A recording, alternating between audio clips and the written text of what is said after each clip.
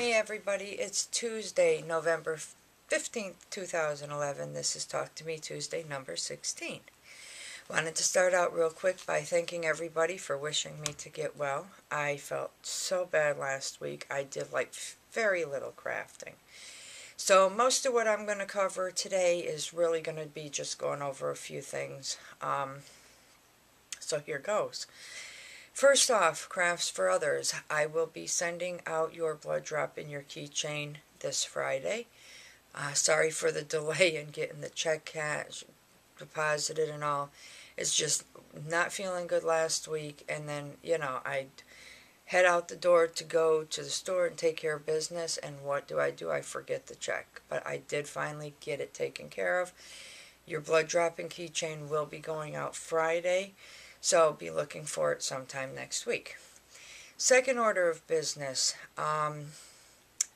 Very proud of my youngest son. He was Zombie Jesus in my Halloween Talk to Me Tuesday. You saw the hair that was on his head. That was all his. Well, it's not there anymore. He decided after Halloween he was going to get it cut. And rather than just get it cut and watch it fall to the floor and get swept up, he decided that since he had a long enough amount of hair, that he was going to donate it to an organization for Locks of Love.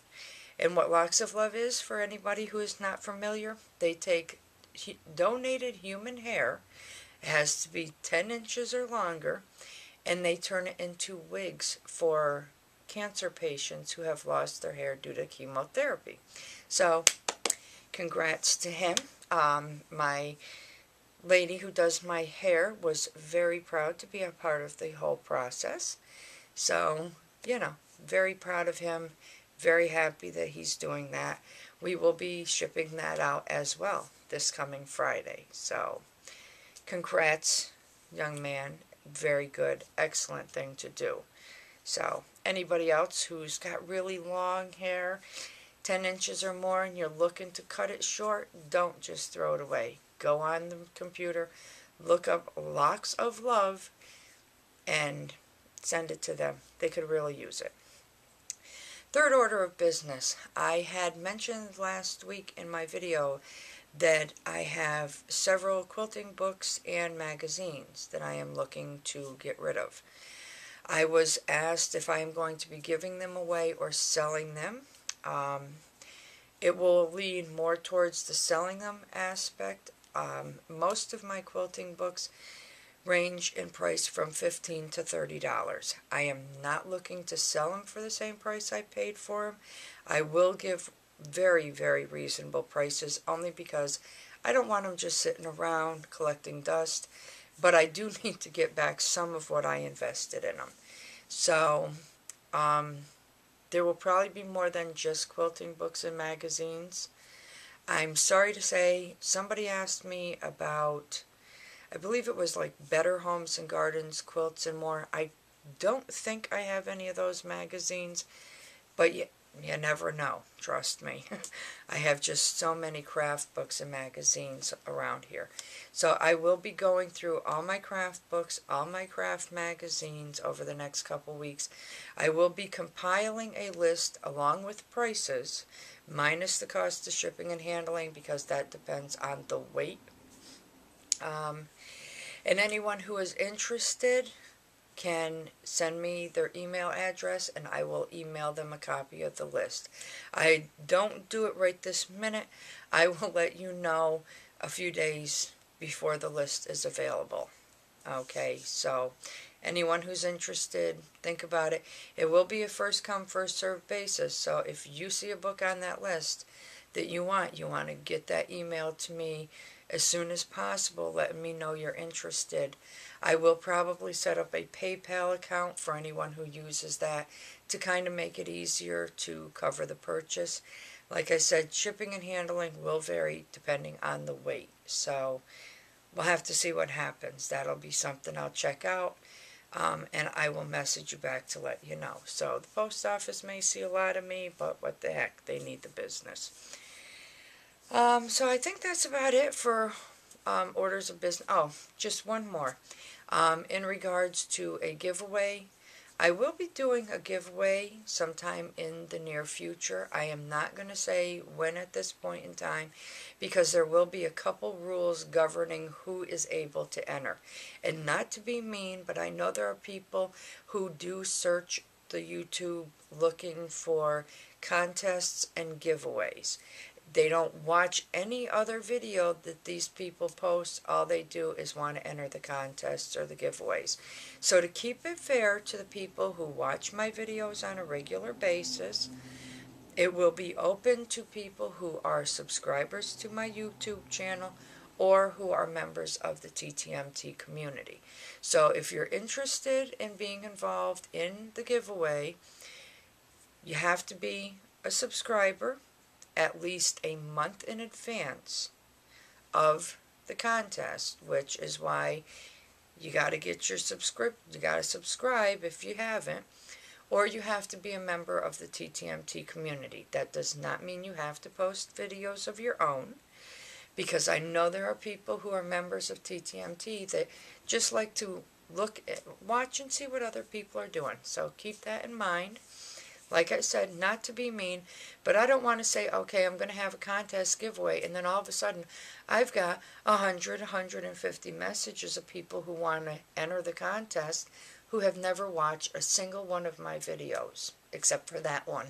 So, to keep it fair to the people who watch my videos on a regular basis, those will be the rules. Okay? So, that all said and done.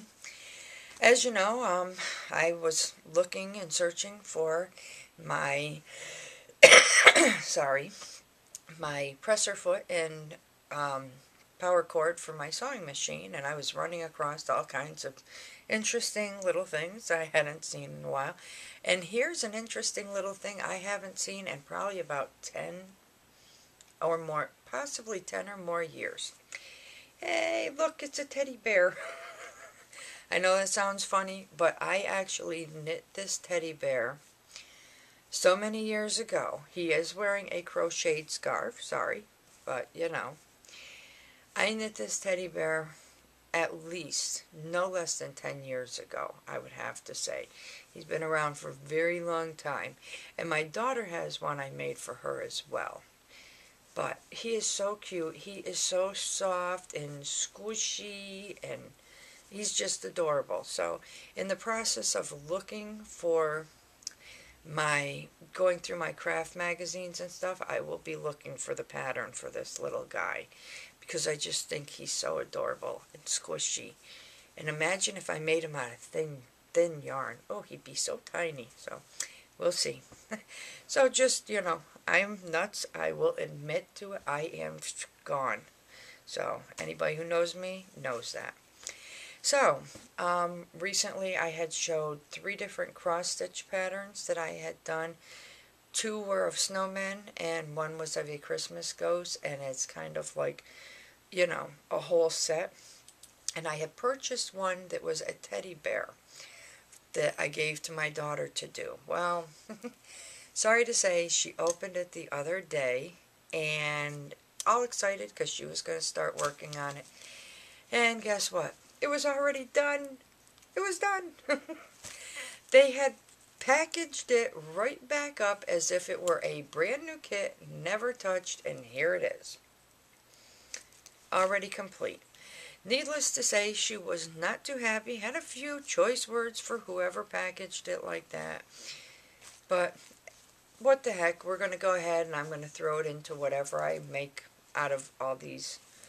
Thinking of just doing like one big wall hanging with a bunch of different cross-stitch Christmas themed things.